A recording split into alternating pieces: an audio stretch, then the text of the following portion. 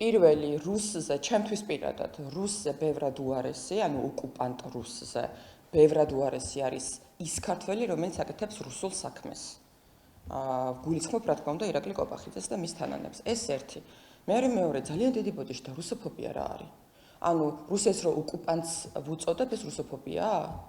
რუსეთი რომ საქართველოში შემოიჭრა და უკანონოდ შემოიჭრა და 20%-ზე მეტი ჩვენი სახელმწიფოსი აქვს ოკუპირებული და ამაზე მუდმივად რომ საუბრობთ, ეს რუსოფობიაა?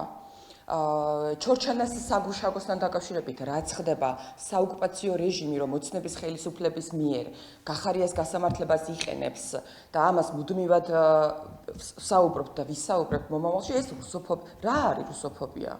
გამოგზავნეს კობახიძე და აგვიხსნას რა არ მოსწონს ქართველი საზოგადოების მხრიდან და რაში ადანაშაულებს ქართულ საზოგადოებას ირაკლი კობახიძე. რას უწოდებს რუსოფობიას და რას ადანაშაულებს, რაში ადანაშაულებს ქართული ოცნების პრემიერ-მინისტრი ირაკლი კობახიძე საკუთარ მოქალაქეებს გამოგზავნეს და აგვიხსნას რას ჰქვია რუსოფობია. დიახ, რუსეთი არის ოკუპანტი, უკანონოდ შემოიჭრა ჩვენს სახლში დაგვიხოცა ადამიანები, ყავს დაცემული გმირები და ამ გმირებს კობახიძე და მის თანანი უწოდებენ უაზროდ განწირულ სიცოცხლეს.